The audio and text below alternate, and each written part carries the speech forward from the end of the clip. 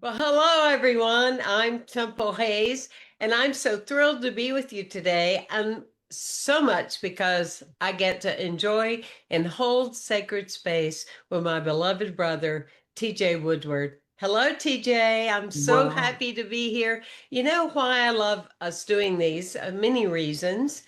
One of the main ones is I always learn something. I take away some kind of golden nugget. And today, I believe we're talking about from reaction to revelation, are we not?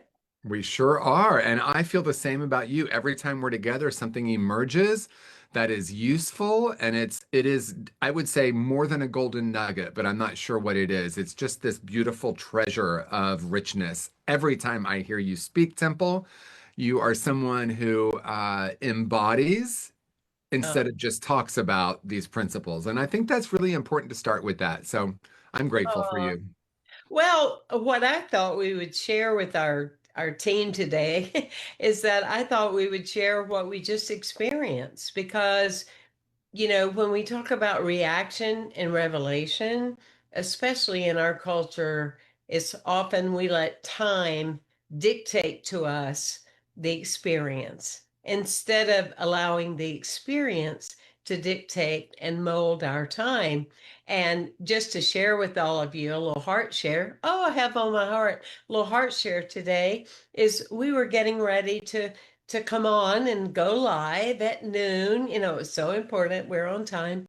And so it was suggested, like, let's do Donna Eden's energy medicine tapping before we get on the air with all of you. And so we reminded ourselves of this is most important. This is the most important thing that we are lined up, we are energized, we are prayed up and ready to go. And then, even when we were ready to go, the computer didn't want to go. And so we surrendered to it. And I love it. And I've seen this happen to me many times. I bet you have. When I'm going to do a talk, um, and I'm really thinking about where am I with what I'm saying? Um, how do I relate? How have I grown? How do I need to grow? Right? And those kind of things. And often I get to live the experience the morning of or the day before I even go on. You know, it's so interesting you say this, Temple, because especially when I was first starting to speak, because back when I started, I would write the talk on Wednesday. Now I no longer write a talk because I know that the moment that we're on stage or on camera is a different moment than the one where I was writing it. But I remember as I would choose a topic, that topic started to like come alive within me, and I had all these experiences for me to lean into the talk and the title. And I think that's still true. So if we have this title from reaction to revelation, we get to live that. And it does seem that that is true. That like once I choose a title or a Mhm. talk or I'm going to do something, it starts to work from the inside out. Well, a dear friend of mine asked me and was saying that she really enjoys us talking. And so she was saying, so do you all are you using notes and those kind of things? And I said, no, it's all heart. It's all just allowing. And there's no prep other than a title.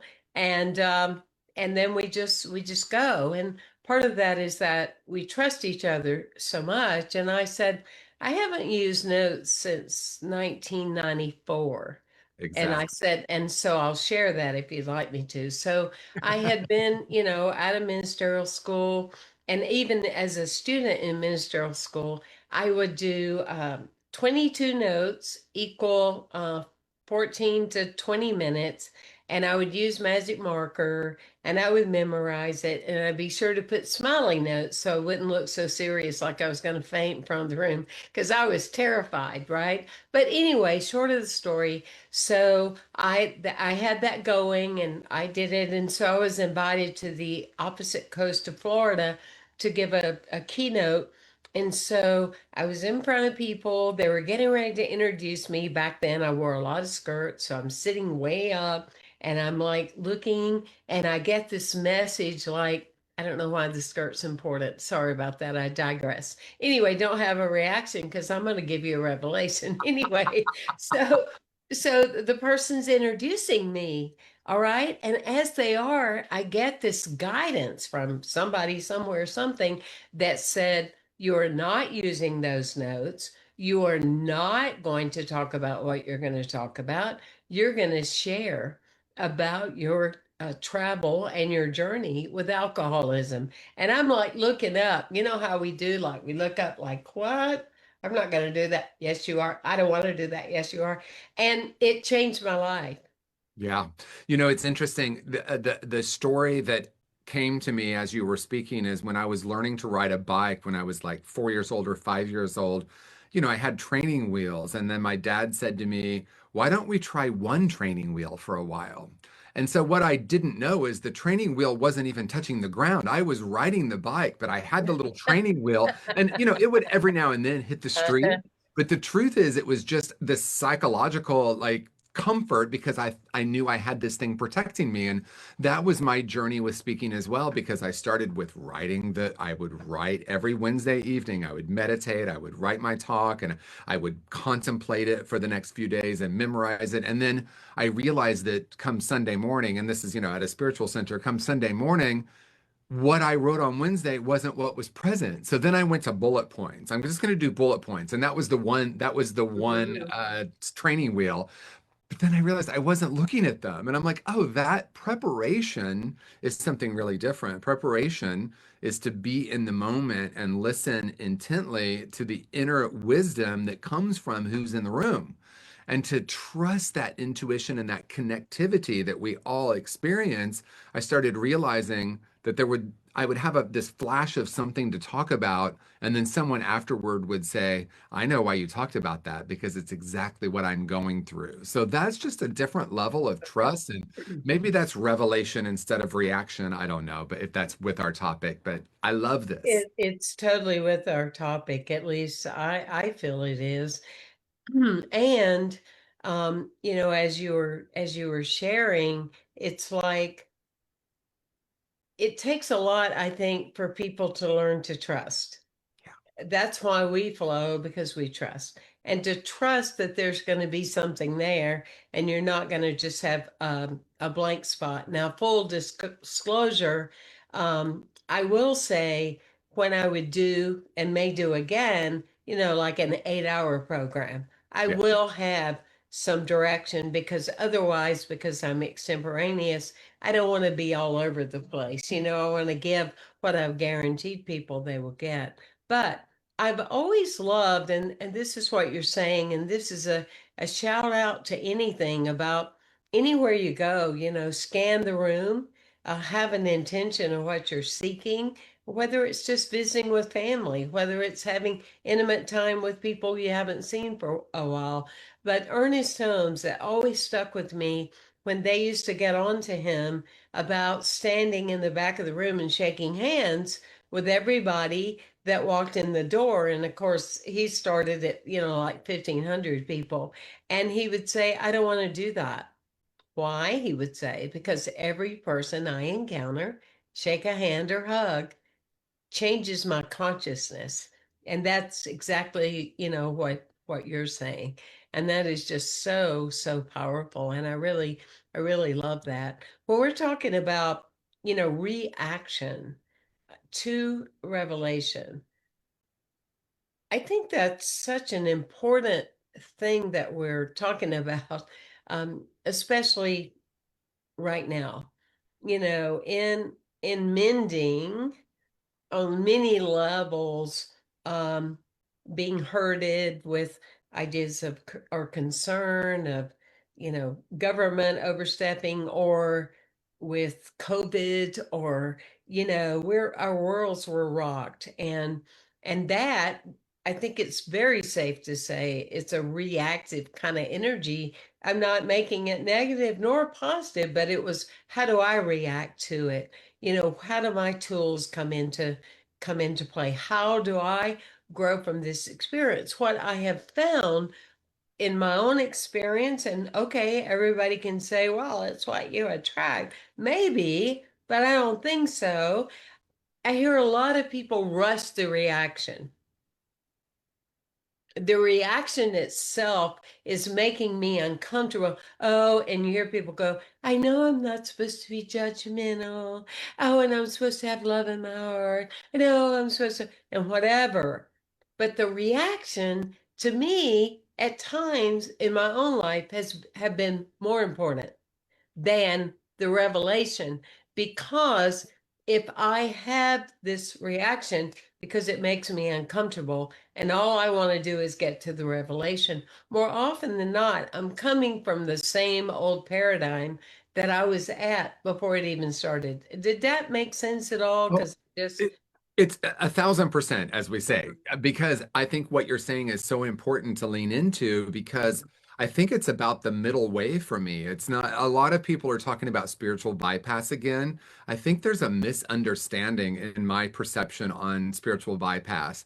I was Mhm. accused of spiritual bypassing because I wouldn't call a group of people evil. And that's Right, not a spiritual bypass, right? So right. I've had the honor. It's been a very talky last few days. So I launched my new talk show, Unharmable, and Oh, it congratulations. actually the first episode airs tomorrow, so I'm very excited about that. Saturday, I interviewed four people on that, and then yesterday on my Element Q podcast, I interviewed four people, recorded them, and these Wow. conversations are very alive with me, and really people are talking about this. And I had someone who I really care about, and she's really wonderful, and she went on to say how horrible the world was, and how terrible everything was, and how awful the world was, but I'm holding the high watch. It's like, okay, if we're holding the I high know. watch, right? The high watch is to understand, and this is me and my experience. It might not be true for others, but the reactivity comes from my unhealed trauma. Um, and it comes from my points of view that have kept me feeling safe, but also separate. So I'm gonna like kind of explain what I mean by that. Bessel van der Kolk says trauma doesn't show up as a memory, it shows up as a reaction. So if Hmm. if my buttons are being pushed, whose buttons are they? This is really so simple and so clear, not because something's wrong, but because something wants attention. And when I start to love all parts of self, I think about a meditation practice. I literally thought meditation was to sit on that mat and have 30 minutes of bliss, only love. Of course, those are wonderful. What about the meditation where my mind just won't stop? What about the meditation where I'm realizing how judgmental I can be?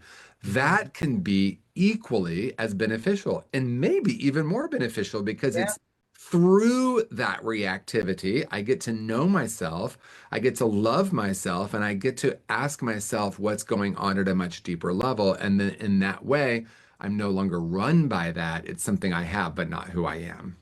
Oh, that's beautiful. That really is. Well, I have lots of questions, but I'm going to save one till the end. Let's remind people where to find your show. Yes, Okay. unharmable. That's important. Let's put that in there or say it now. Say it Yeah, now. yeah, yeah. Let's, So unharmable.com is the website and it's okay. just launching and it's a conversation series, a talk show where I sit with people like Temple Hayes. We're going to get her back out to California to sit in the chair sometime. I just hold that to be true Oh, and yeah, have definitely. conversations about realizing there's a place within us that's unharmed and unharmable, regardless of what's happened and regardless of what we've done. So I've already recorded 8 episodes, and they've been really rich. At least for me, they've been rich. Well, I've loved them. if they are for you, they are for others. So I want to put up a huge stop sign and just say, our intention today, we are not implying you are not supposed to react. Right. If you live in 2026, maybe you're listening to this in some kind of capsule. But if you're listening to this in 2026 and you're not reacting, um, have someone check your pulse immediately. That's not what we're saying. You ought to react to certain things in your life. That's where we get caught up. Oh, I shouldn't do this. I'm overreacting, or I'm underreacting, or I know I'm upset, but I just prayed and I shouldn't be upset. It's the judgment. It's the own inner judgment and inner critic of the reaction. What we want to transcend is likened to what TJ is saying, you know, I am reacting to this. And what is the reason, for reacting? I just had an experience this morning with someone with customer service that I ordered something, I needed it right away. I'm going out of town, I'm looking for it. It's like, oh, they declined it, because you changed the brand and all that. Well, I felt a reaction. Well, I could do the big energy Temple Hayes reaction. And let me tell you, I would be waiting on that package for many, many months and probably would never get it. But I just kept aligning. And then it started out, I had to pay extra this, I had to pay extra express mail, and then I had to do that. And I just kept breathing into it, talking to the customer service person. And at the end, she said, you know what? I'm not charging you anything and you will have it in 2 days. So, and that, of course, is a very small example, but it's a practice. And many years ago, well, since you've done 8 interviews in the last 2 days, I guess I'm just feeling I need to talk more than you today. But anyway, my teacher, who I honored very much in shamanism and studied with her 10 years, she taught you acknowledge an event or an experience, you acknowledge it, and then you accept it. And then through accepting it, you allow it. And TJ, one of the last moments we had, because again, the whole idea of a teacher is that the student outgrows you or individuates different than you. That's a real teacher, right? And so it was towards the end of her life, and she read an article that I wrote. And I said, for me, I didn't refer to her or anything. I have too much class for that. But I was saying because it felt like spiritual bypass for me to go, I acknowledge it, and then I just accept it. And I think that's a huge issue. I don't think that much change can come as an individual. And so I wrote in the article, I acknowledge it. So I'm having a reaction, I acknowledge it, and I allow it. What is this reminding me of? Is it reminding me of a parental issue from childhood? Has something happened in the last 24 hours or 48 that I've already been upset about something and I'm transferring it? Sit with the allowing it. And then by the time you accept it, you have had that revelation. You have had a new insight. And anyway, okay, I'm going to stop now and drink some water. I love it. Well, I think what you said is so important, obviously. And I was reminded that how we do the small things or the things I believe are small is how we do the big things. How we do the big things is how we do the small things. And these practices on something that may seem small, like customer service, is literally how we create the emotional climate of the world, of our world, right? And, my husband, Will, he said, honey, you are so enlightened. Now, this is going to go back because this isn't really true in today's world. But he said, you're so enlightened until you go to Kinko's. And if you don't get your way, my gosh, you react. And I said, yes, I do. And then what I want to invite, and I love what you're saying, because yes, I notice my reaction. And for me, this is the key. I pause. I ask myself, what am I experiencing? What am I experiencing without the story? Because the reaction and the suffering, see, because the reactivity is a moment of choice. And that choice is I either blame the person or the situation for my reaction, which is what many of us do, or I say, ooh, I'm having a reaction. I wonder what this is about in my own system, in my own life, in my own world. And as Temple said, is this something that's familiar? And you know the term, if it's hysterical, it's historical. So if I'm having a Oh, big wait a minute, reaction, wait a minute. I if I wish we could, make fireworks. That is tremendous. Okay, so if it's hysterical, It's historical. Right. That is a winner. Did you think that up? I sure did not. I Well, heard that many years ago. that And to is me, excellent. that's the essence of it, because if I'm having a big reaction that seems to someone, including myself, and the reason I say including myself is my big reactions didn't seem big to me until I had the awareness that, oh, this is really something big. And Course in Miracles says what I'm upset about is not what I'm upset about. And I love that. If I have a big upset, it's the tendency is to say, and this is where we move it into suffering, she shouldn't have said that. He shouldn't be in office. They shouldn't be doing that. They should all agree with me, right? When I go into the story, I miss the opportunity for the revelation. What I'm not saying is someone does something and I'm just going to make it okay and pretend like it doesn't Mhm. hurt. No, a wound got touched. It's here for me to heal. I have the opportunity to really look at it. I think life is an experiment. So when I'm in that Mhm. reactivity, I can pause. The key for me is pause, feel, and then ask myself, what is this really about? Yeah. Oh, that's beautiful.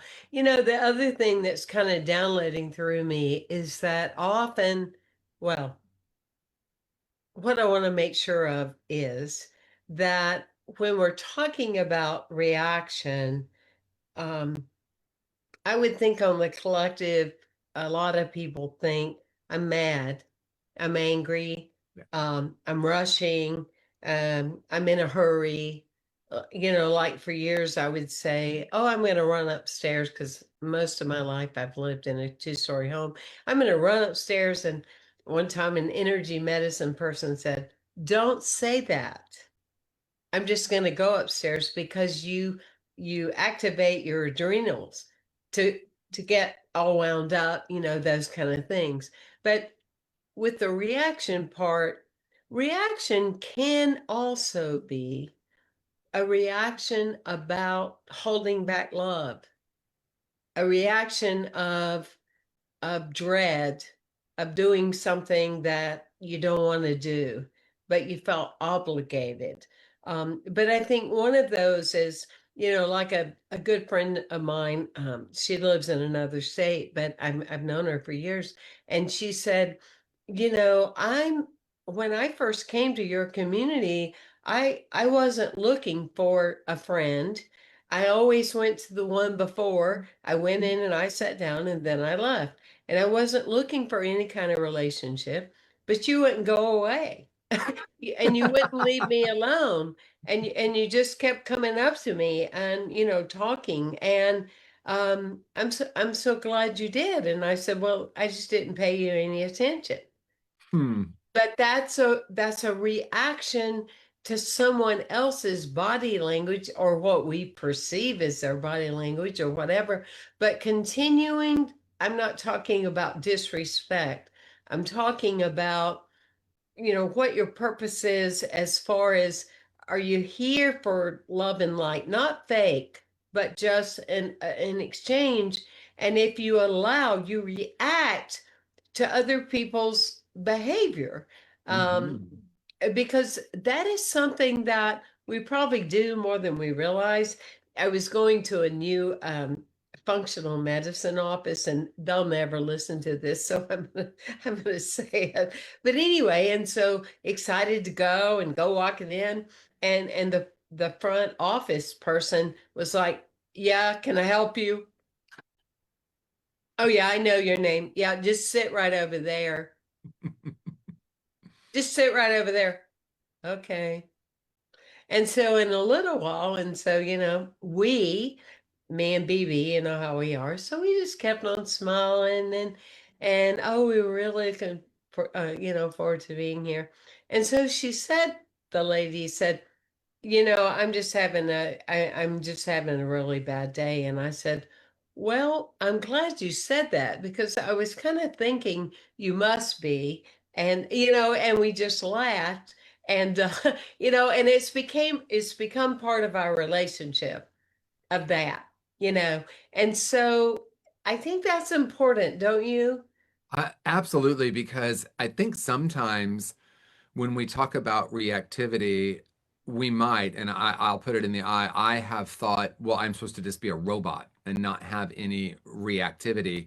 What I invite people and myself included to look at is what is this creating? And of course, it's inevitable that we're going to talk about the difference between reaction and response, right? So to Hmm. be responsible is to respond, to be able to respond. And when I'm reacting out of an old wound or an idea, or this shouldn't be this way, or why are they doing it this way? Those are all that's the narrative that has often run, in my mind.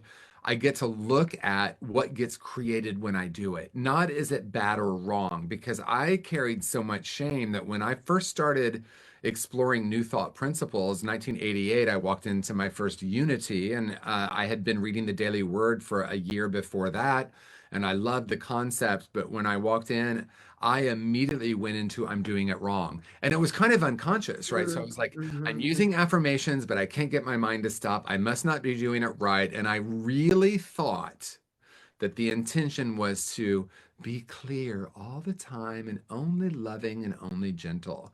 And the truth is, I am more loving and gentle than I've ever been because of these teachings, but it wasn't because I wanted to no longer have reactions or no longer have wounds or no longer have judgments in my mind. It was a profound shift in my relationship with those parts of self. And Hmm. if you look at it more through the psychological lens, to love all parts of self is the way that we can start to look at who we've come here to be in the world. And when I try to push something down, it's running the show. It's just I'm not always conscious of it. So I was looking in the mirror temple when I came to Unity, and I was like, I am a whole and perfect being just the way I am. And then my nervous system and my whole body was like, Love "Eh, myself the oh, way oh." I am. Like it was pushing Nothing against I need to change. Let me get off that long skirt. break, break. Time to break for a song, a musical interlude. And really, I actually love that you did the musical interlude because I think that is a tool. Hmm. A tool when I'm so serious about myself, because I can Hmm. be so serious about my own awakening, my own evolution, my own recovery, my own process. And it's like the lightness of laughing, of Oh, looking at yeah. all of this through a different lens. I think that may have been one of the greatest gifts of my own awakening process. Oh yeah, I've been contemplating becoming a comedian. I, I don't you're great at it. I was just thinking, and that is that's part of the revelation, isn't it? Is that to change the behavior, to acknowledge it and be in it, but also find ways to just, I remember years ago hearing that angels can fly because they take themselves so lightly. I love it. And you are spot on. I mean, Norman Cousins said or gave credit to laughter as to how he healed from cancer. But just to find things that are so funny, it just really helps, go to the next level inside yourself and feel full of, love and that kind of thing. It just, yeah, I'm You with know you. what? Two things that are interesting. So I don't know if you know this, Simple, but I live a block and a half away from the Groundlings School where a lot of comedians get their start, right here on Melrose in I LA. just need So to ask Bibi if I can come live with you and Will for a while. Where there's a will, there's a way, and then I could just walk there. That would you be can walk down to I mean, exceptional, I don't know that you you know? need education on being a comedian. I Oh think it's yeah, natural I for you. would. I would. I would need some kind of, I would need some kind of guidance. But I do that intentionally often, on YouTube. I watch comedians, not the nasty talking ones. I don't think it's because I'm old fashioned. I just don't like profanity. I never have. I think it takes away. To me, it's like trying to speak French and English, when I have to go to a movie and decipher through what was the sentence. But we all have our own opinion, and you have yours, and I have mine. I mean, the collective, you have yours.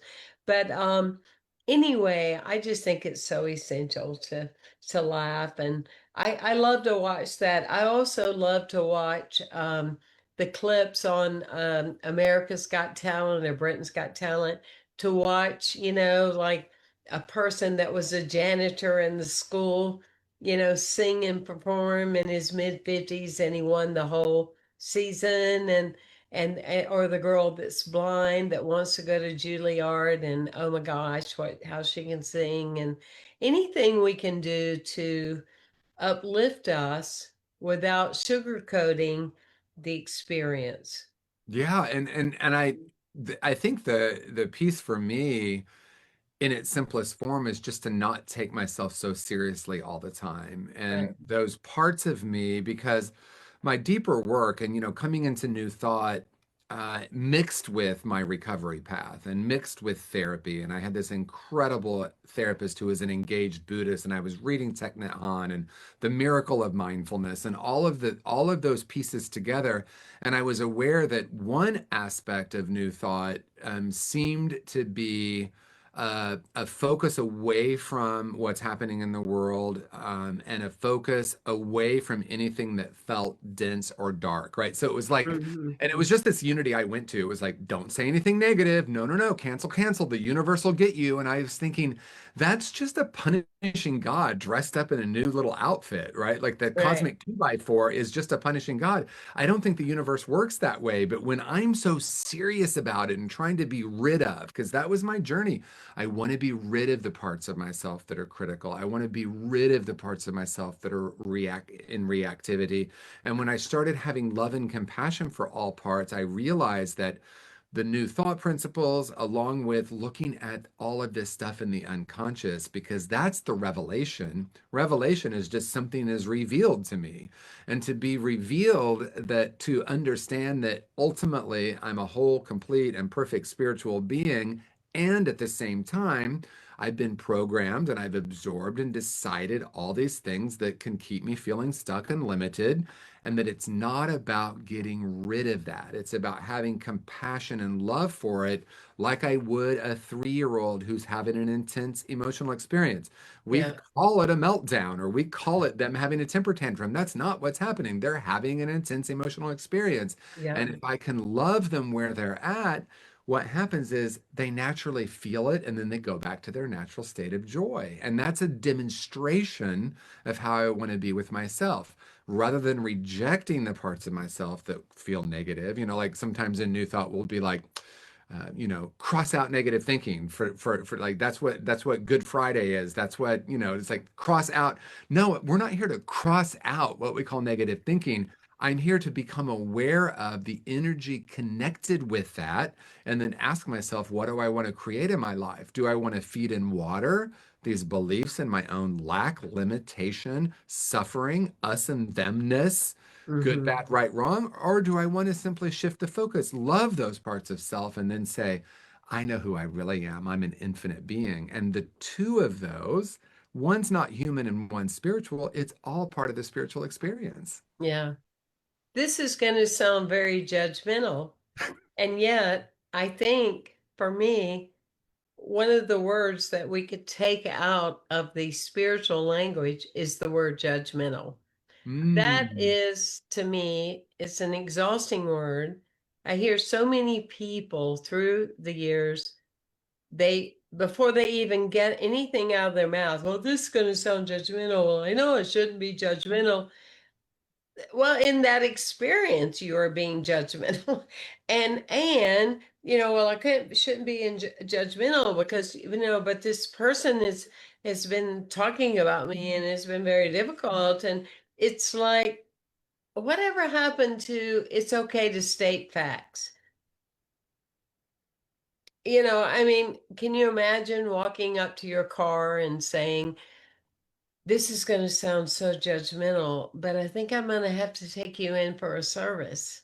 You know, uh, I mean, this is going to sound so judgmental, puppy dog named Hopper, but we're going to have to get to work on some of your behavior. I'm not being judgmental. I'm just stating facts, and this is from A to B, and this is where we're going to go.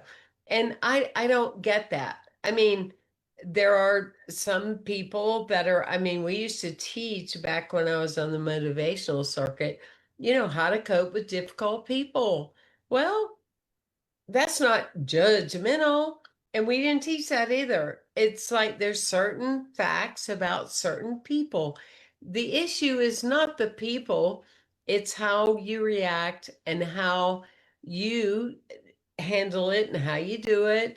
And when you know something, then how what is the part you play in it? At least that's where I'm at today on this particular day, March the 10th, 2026. Maybe I'll feel different next week, but I don't really like that word judgmental. Well, I mean, I love what you're saying because I found that I was just judging my judgment. I that was a Uh-huh. long part of the path. It's like Judging I your should. judgment. It, Yeah. it, it reminds me. I know this will be sound like it. Maybe it's a non sequitur, but I remember being in Laguna Beach one time, which is my happy place. I say heaven is an inner experience, but Laguna Beach is a close second.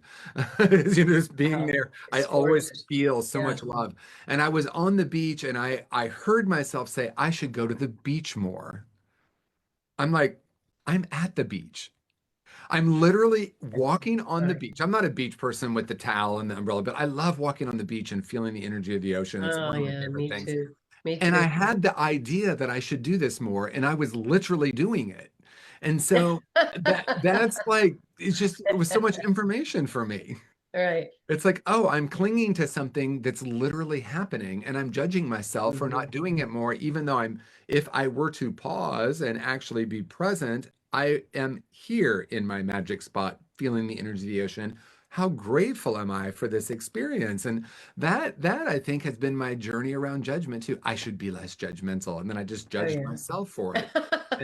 And then I realized that that's what the mind does. Now, the key, and I know we both said this multiple times, the key for me is to realize that what the mind does is what it does, but when it's in charge, when it's the dominant force, then I feel stuck or I start to feel things that I don't enjoy feeling. That's the bottom Yeah. line, right? Like Yeah. I feel heavy instead of light. I love your angel analogy, right? If Yeah. I want to soar, I'm gonna probably have to put down that bag of rocks known as the story I've been telling about myself and the world for years. I used to do retreats and I would ask people to put on a backpack full of heavy rocks if they wanted to do it and they were able to do it, and just tell a story about themselves that they've always told that felt heavy, and they would stand in front of the room and they would tell the story, and I would simply invite them like, what do you feel now with this bag of rocks? Would you like to put it down?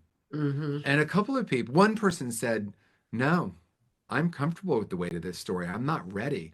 And Hmm. it's like that's an experience of what I have done for many years and what I see so many of us do. I continue to tell the same story that is really heavy, and I'm not willing to just put that little story down. And it's really simple, actually, in so many ways. It can take a lifetime, but it can happen in an instant. Oh, yeah. Well, I'm going to close out by saying, this is one of my favorite sayings. I didn't think of it. It's not mine. I don't know who said it, but it's maybe AI can tell us. God grant me the serenity to accept the people I cannot change, the courage to change the one I can, and the wisdom to know that would be me. That's right. And so I really encourage you, as I encouraged myself, the collective you, to really shift, be willing to shift any energies you have about reactions, allowing, so to get to acceptance of a new revelation. Yeah, that's it. It's Hmm. you wrapped it up so beautifully because the ultimate acceptance is accepting who and what I really am and accepting all parts of myself through the lens of love and curiosity. Because when I look at myself through the lens of love and curiosity, I can have the revelation. Yeah, The revelation is, oh, I get to take a look at what this is creating. And if I want a more loving world, I get to be more loving. I don't have to pretend like the conditions of the world aren't what they are. In right. one of my conversations in the last few days, someone said, yeah, but the world right now, there's so many horrible things happening. Well, the world an aspect of the world, there's always been density and there's always been light. A real big place to make that just one assessment. That's right. Well, Temple Hayes, I sure do love you. I sure do love you. And did anybody leave a comment No, online? no comments today, but put comments.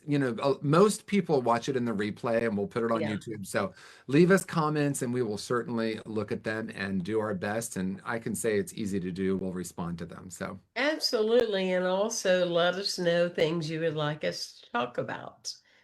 We because always enjoy that. that's So right. Because we're thank here every you. month. Thank you, everyone.